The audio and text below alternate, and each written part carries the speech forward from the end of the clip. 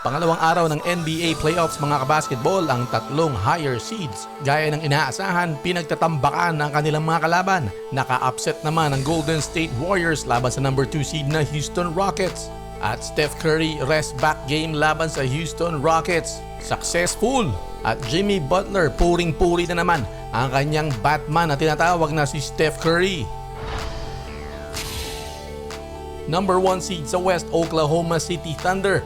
Ibinaon ang Memphis Grizzlies. Literal yan mga kabasketball, 51 puntos ang itinambak ng OKC. Panglima sa pinakamalaking tambak sa kasaysayan ng NBA.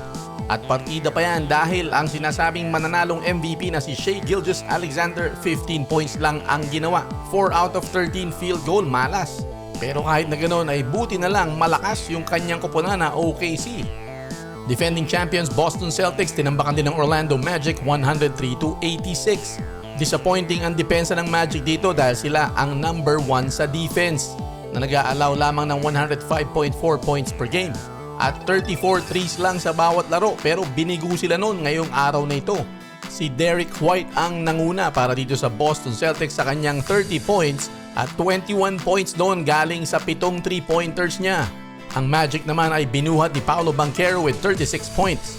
At ang number 1 seed na Cleveland Cavaliers tinambakan din ng number 8 seed na Miami Heat 121-100. At ang bumida rin dito ay isang 3-point shooter, si Ty Jerome with 28 points, 5 out of 8 mula sa 3. Siyempre Donovan Mitchell 30 points at si Darius Garland with 27. Ito ang pampitong sunod-sunod na beses ni Donovan Mitchell kung saan gumawa siya ng 30 points sa Game 1 ng isang serye. Impresibo ang Game 1 ng number 7 seed na Golden State Warriors. Tinambakan nila ang number 2 seed, although humabol na konti, ang Houston Rockets. Puring-puri ni Jimmy Butler itong si Steph Curry dahil nga nung huli silang nagharap nitong Houston Rockets ay talagang kinadinahan ng Houston itong si Steph Curry. Pinisikal ng husto, pero dito sa laban nito hindi nakaporma ang defense ng Rockets. Regular na 31 points lang naman ang ginawa nitong si Steph Curry, kasama dyan ang 5 out of 9 mula sa 3. Pero itong nakakabilib dyan, yung kanyang mga 3, ilan dun ay napakahihirap, talaga namang may bantay, puro palobo at papalabas, pa-fade away, pasok. Kaya sa post-game interview sabi ni Jimmy Butler, "Batman comes out of nowhere, you never see him coming, he does incredible things, he's going to be the reason that we do win." Sa madaling salita, sinasabi ni Jimmy Butler na si Steph ang dahilan kung bakit sila nananalo. Malayo nang narating ng Houston Rockets. Talaga namang number 2 na sila ngayon sa Western Conference. Hindi na sila basta-basta. Medyo batang team pa rin.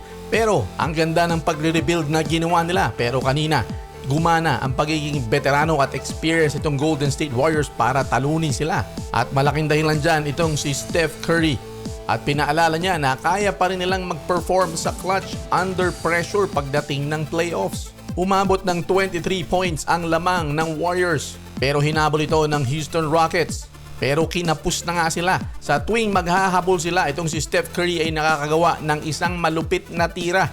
Meron siyang isang tira na galing sa logo, meron namang isang napakalayo at meron namang isang tira sa 3. Napapunta na siya out of bounds at nandun pa yung kamay. Mahabang galamay nitong si Jalen Green na mataas tumalon.